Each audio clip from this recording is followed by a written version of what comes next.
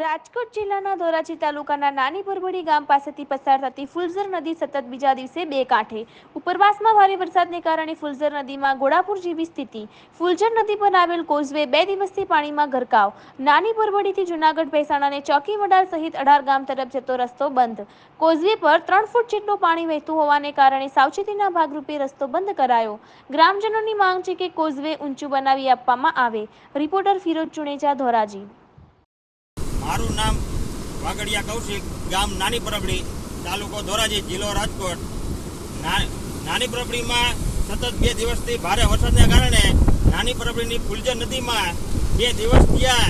ફુલઝર નદી ઉપર જે કોઝવે આવેલ છે, કોઝવેમાં સતત પાણી વહી રહ્યું છે 2 થી 3 ફૂટ જેટલું, જેથી કરી નાની પરબડીથી ચોકી, પરબ, ભેસાણ અને જૂનાગઢ જવાનો રસ્તો સંપૂર્ણપણે બંધ કરેલ છે.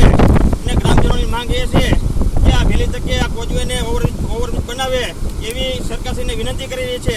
અને અહીંથી જતા તમામ વાહનો ઉપર પ્રતિબંધ મૂકવામાં આવેલ છે.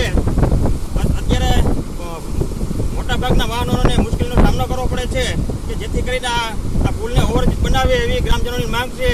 અને સતત 2 દિવસથી ભારે વરસાદને કારણે નાની પરબડીના તમામ ખેતરો જળમગ્ન હાલતમાં જોવા મળી રહ્યા છે. અને તમામ ગ્રામજનોને અને નુકસાનીનો ભરપૂર સામનો કરવો પડે એવી પોઝિશન હાલમાં જણાઈ રહી છે.